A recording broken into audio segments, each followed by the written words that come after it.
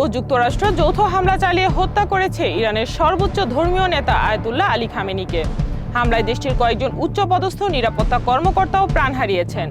ঘটনার পর মধ্যপ্রাচ্য জুড়ে উত্তেজনা ছড়িয়ে পড়েছে। যুক্তরাষ্ট্র ও ইসরায়েলের বিরুদ্ধে কড়া হুঁশিয়ারি দিয়েছেন ইরানের শীর্ষ নিরাপত্তা কর্মকর্তা। সামাজিক মাধ্যমে এক্সে দেয়া এক পোস্টে ইরানের শীর্ষ নিরাপত্তা কর্মকর্তা আলী লারিজানি বলেছেন, তারা এমন শক্তি দিয়ে আঘাত করবেন যা আগে কখনো দেখা যায়নি। ইরানের উপর ইসরায়েল যুক্তরাষ্ট্রের যৌথ হামলার জেরে বিশ্ববাজারে অপরিশোধিত জ্বালানি তেলের দাম আকাশচুম্বী হওয়ার আশঙ্কা দেখা দিয়েছে।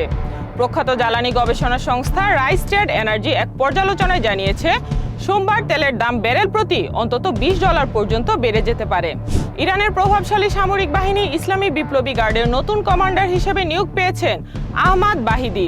যুক্তরাষ্ট্র ও ইসরায়েলের হামলায় IRGCর commander in chief Mohammad Pakpour নিহত হওয়ার পর রোববার 1 মার্চ এ নিয়োগ দেওয়া হয়। মধ্যপ্রাচ্যে 4 দেশে নাগরিকদের জরুরি বার্তা দিয়েছে যুক্তরাজ্য। দেশটি বাহরাইন, কুয়েত, কাতার ও সংযুক্ত আরব আমিরাতে নাগরিকদের নিরাপদ আশ্রয়ের অনুরোধ জানিয়েছে।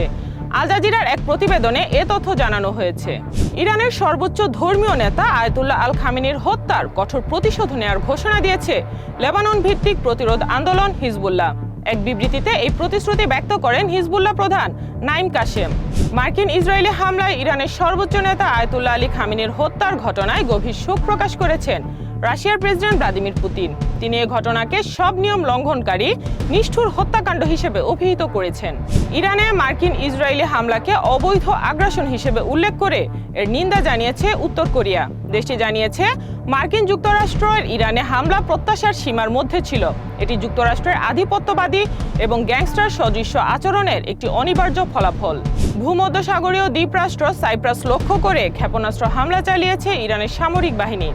রোববার সাইপ্রাসে ব্রিটিশ সামরিক বাহিনীর ঘাঁটি লক্ষ্য করে ওই হামলা চালানো হয়েছে বলে যুক্তরাজ্যের প্রতিরক্ষামন্ত্রী দাবি করেছেন।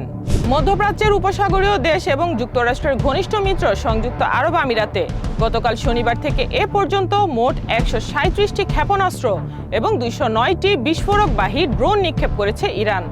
এছাড়া বিশ্বের ব্যস্ততম আন্তর্জাতিক বিমানবন্দর দুবাই বিমানবন্দরেও আঘাত হেনেছে ইরানি ড্রোন।